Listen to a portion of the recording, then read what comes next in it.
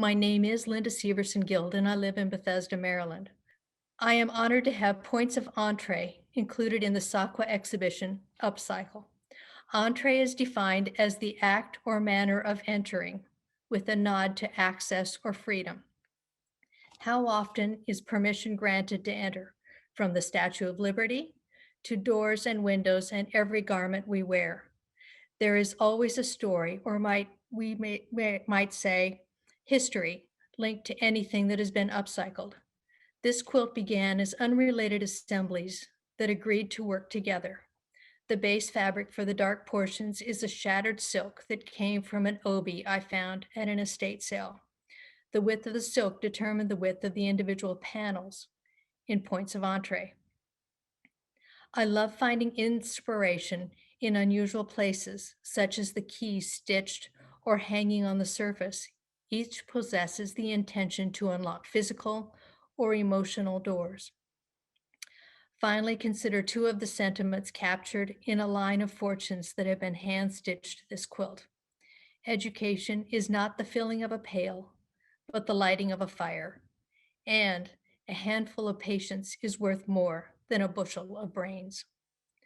This piece was intended to encourage the viewer to consider how many different ways we enter life.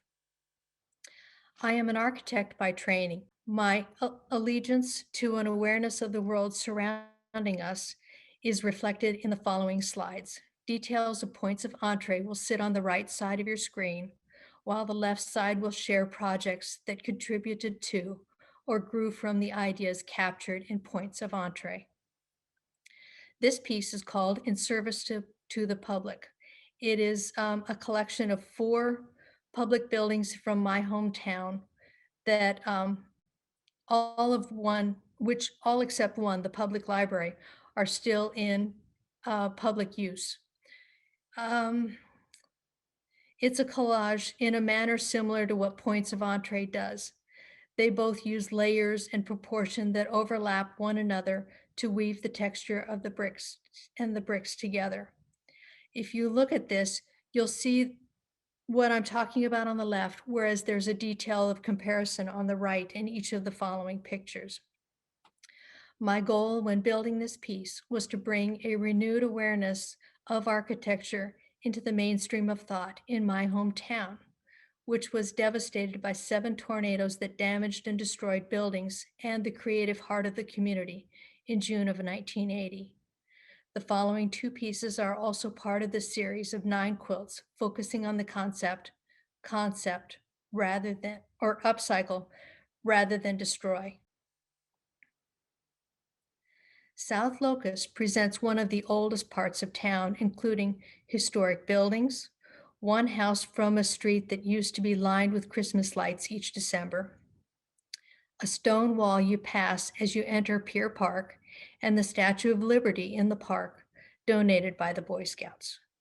My version of the statue is composed of 7 shades of brown under all of her thread painting. On the right then, as many of the scraps that were trimmed from the Statue of Liberty are layered over the silk in the detail. And this includes my first attempt at the Statue of Liberty's hand and torch, displayed as proudly here, as in New York Harbor. Mr. Bartenbach's building presents a notable set of details, the oldest brick building, as well as the first neon sign in my hometown. A friend was selling this building that his family had completed in 1882. Having this quilt, he said, enabled him to retain part of the building and his family's story after the sale. All but one of the keys that you see on the right-hand side that are stitched onto the quilt came from the drawer in his office. Snail's pace brings our attention to the 5 pounds of buttons that cover the surface of this quilt. Employing a sense of humor, mother of pearl buttons were stitched down using a worm or wrapped stitch. Together they form snail trails, drawing the viewer's eye to the enormous snail with hand-stitched rickrack and an old measuring tape, allowing it to inch along. This quilt symbolizes the beginning of my button collection. I've started collecting buttons, and I have pulled from them to use um, to connect all the panels on the right-hand side for pieces of entree, or points of entree, sorry. When a door closes, a window opens is composed of pieces trimmed from recent quilts and reassembled to create a fanciful landscape. You will recognize the orange wall that was trimmed from Mr. Bartenbeck's building on the right side of this piece. To the left of that is a brick wall. To the left of the brick wall is a stone wall with an arch that was reconfigured from another quilt's trimmings. The scraps from the stones on the original quilt and this piece were layered on more shattered silk, sitting near my ironing board years before it was heavily quilted, becoming part of the panel for points of entree on the right.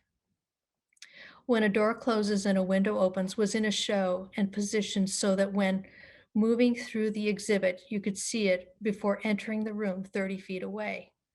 I love to create pieces that tantalize the viewer and draw them closer to discover the secrets I've captured in my art. Moving in for a closer view, Mind the Gap and Tea Time were made for the SAQA benefit auctions in 2019 and 2020. Figuring out how to incorporate found and collected objects into my art is so thrilling for me.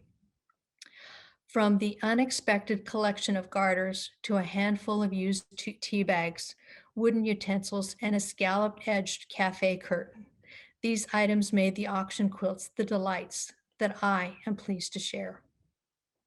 Points of Entree displays pieces that have been collected over time, including a rusted door strike. And I don't know if you can see it on this piece, but there's a little black safety pin that has been used after being bent as the hands of the clock on the clock face at the top of the right-hand photograph, and the face of a compass. Each are displayed in window openings cut into the silk and scrap quilted surface and filled with translucent tea bags. In this image, you can see many of the buttons and hooks that allow points of entree to be disassembled at any time. Finally, the next. Every upcycled, recycled, and reused piece of art has a story. Even Olive's Bite, which commemorates the only block a bored young puppy happily destroyed with her enormous white teeth. Thank you for allowing me to join this select group of artists today. I hope that you will visit my website to view more of my art.